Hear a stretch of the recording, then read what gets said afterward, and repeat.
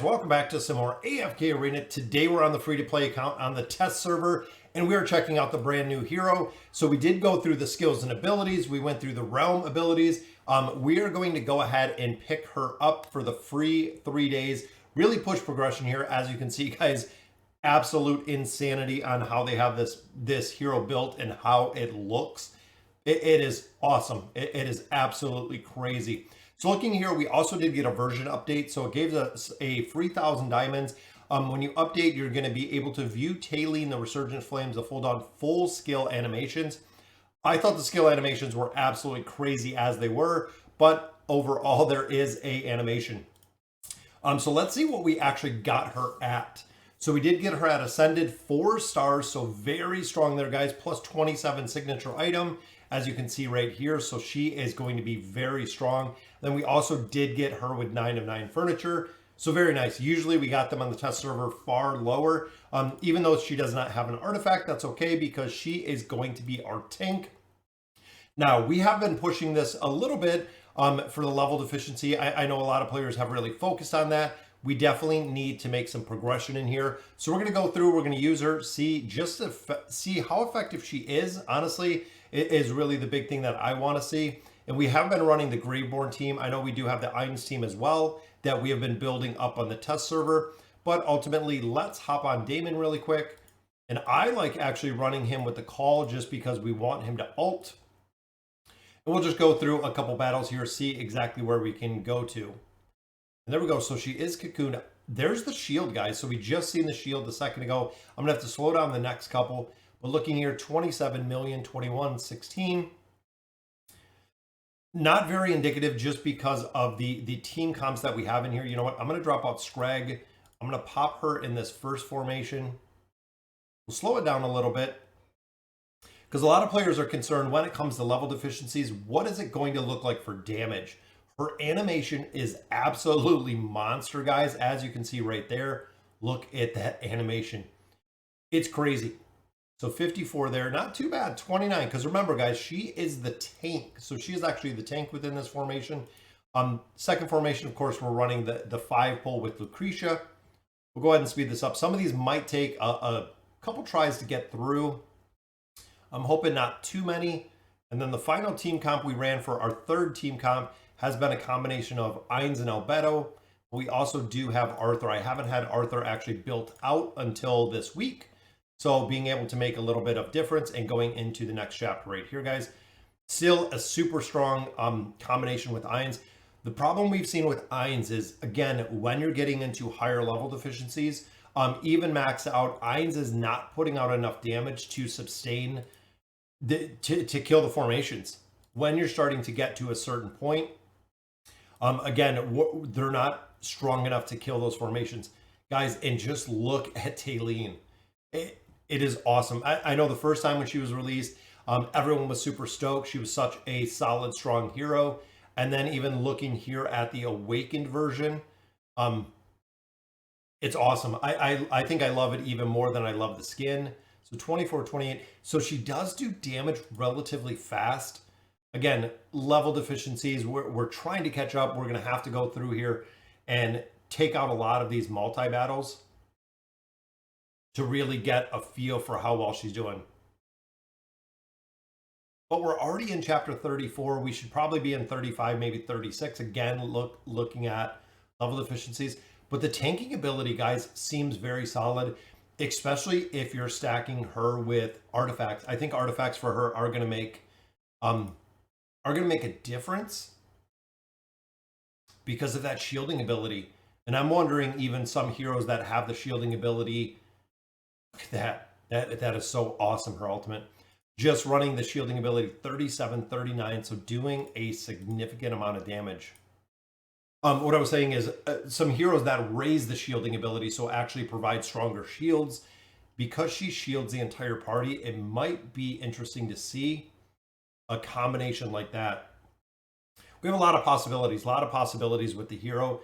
Again, with being able to buy the cards every day, I was really kind of calculating last night your diamond income, kind of how many diamonds you do get per day between dailies, weeklies, things of that nature. You have a pretty steady income of diamonds, But what it's going to mean is if you're buying the time emblems out of the shop at 500 diamonds a day, essentially you're not going to be able to do more than that. Because remember, guys, we do get diamonds out of a couple different places. Really, we get diamonds kind of regularly with codes. We get diamonds regularly through the dailies. We also do get them out of the Dismal Maze. We do get some diamonds out of there. So there are multiple forms or multiple places that we are pulling diamonds every day. You get some out of the bounty board usually. So you could definitely afford to buy the 500 or the one time card, use the 500 diamonds every day. I still love her ultimate ability, guys. That is, so 36 million in there. And remember, now she falls into the tanking tree. So it's going to be a little bit of a dynamic shift having her intelligence base, but having her within the tanking tree, moving from that support tree to the tanking tree.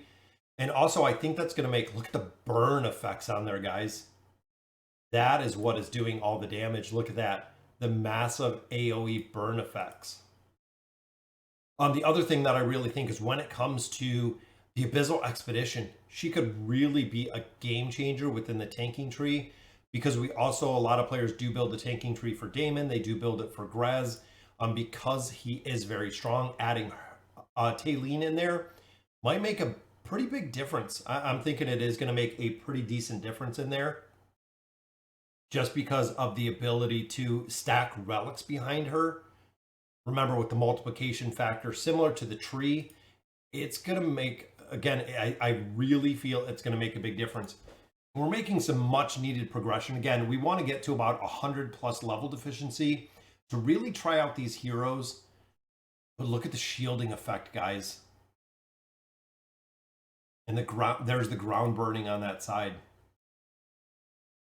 Let's slow one of these down. I want to see one that we're actually, there she goes. She died, so she is reborn right there. Comes right back up pretty quick. We need a team that can sustain a little bit of damage. So she's rooted right there. Boom, there's the sword. But look at the burn effect. Look how big it is. Guys, that is a massive, massive burn effect. Aziz, I believe, is considerably smaller than that.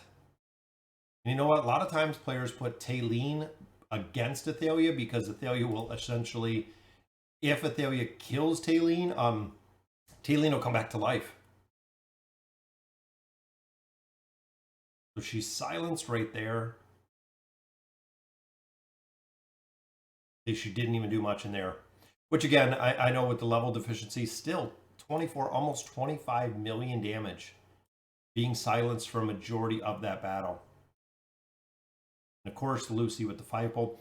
Now with the 5-pull too, a lot of people have actually dropped Lucretia out of here to drop in Frampton. We've actually seen, we can try Frampton on the next one, but a lot of players have dropped Lucretia out to drop in Frampton to that 5-pull, ultimately allowing Lucretia to go to another team comp, or a team comp where it's going to be more beneficial to go ahead and have a 5th team, where instead of building out an entire 5th team, you can actually just go in there with Lucretia and kill the rest of the team out, just to make her strong enough to really work exceptionally well. All right, so we got Nara on this one. Again, level deficiency, I'm not too worried about it, but it's just cool to see that massive ground burning effect that she has, guys. And we needed to make some progression in here. A lot of players do pick her up, so I can even see like earlier players picking up the copy of Talene, the free 3 days. Guys, you can grind out AFK Arena, especially with a hero like this. We've seen it with Treznar, we've seen it with Thisu. I know Vulcan started that new account with Thisu and ran through it. I would be interesting to see, look at that, the big tanking burn damage. I'd be interested to see a brand new account that gets Talene, the Awakened Talene for free, to just crush the campaign, which is awesome. Because remember, as you get stronger, she will actually get stronger, because it is kind of the borrowed hero. But look at the ground burning, guys. Her ultimate does a ton of damage. Again, putting some relics behind, or putting some artifacts behind her, I think is going to be super beneficial, guys. I think she is going to be a monster to kill. Of course, that one Rose takes us out. Rose is another hero. Her RNG can take heroes out pretty quick, just like we've seen. The teacups do stun, which is the reason why sometimes she can destroy players just like that, because of those stunning teacups. But it does work. Again, Lucretia just has to have some RNG here to work. But overall, guys, pretty impressed with Talene. Again, we're trying to get to a much higher deficiency. I'm going to push through this probably the entire day today. We'll go ahead and make a lot of progression, but definitely wanted to test her out. And where they gave her to me built, pretty impressive as well. Having that 9 of 9 furniture plus 30 signature item, of course, is going to make a little bit of a difference. And then the engraving will make quite a bit of difference as well, just because of the sheer stats. So when we look at her and you look at the actual engraving, not only picking up more abilities, but health received, so bumping up her health. And she also does have a couple big abilities in there. But the other really big thing to note is that the stats, guys, when you get heroes, right here, she has 5 of 20. Defense is up 29.61%. Physical resistance, PR, 1.42. That's huge. I mean, that is huge. When you start getting into some of the more important ones, like this one, like attack, very important. And then usually there's crit, there's physical resistance again, which they really built her. There's crit. They really built her like a tank, guys. You got magic pierce in here. You got critical damage. I'm loving her abilities, so definitely getting, you know, these last couple abilities in here. And as you can see, they're built out differently. So they actually built these out quite a bit differently. So we have the ultimate ability right here. Looking at this, it has actually 4 levels to it, which the level 5 we do not have. Signature item plus 30. So the way that they gain abilities is not based on levels anymore. It is based on where the hero was built to. So this one, I believe, is the furniture. So you get 2 and 3 with the furniture. And then this one is plus 30 and then plus 60 engraving. So instead of it being skills like 3 and 4, I only have level 1 Wing of Fire, because I do not have her engraved at 30 and I do not have her engraved to 60. So a little bit different on how the builds are going to work as well when it comes to these new awakened heroes. So if I get that plus 30 signature item, it's going to deal some additional damage to the ground where the players are standing, or where the enemy is standing, with that plus 30 signature item. In addition, you also do get the plus 30 enemy standing upon the burning ground, deal 40% less damage.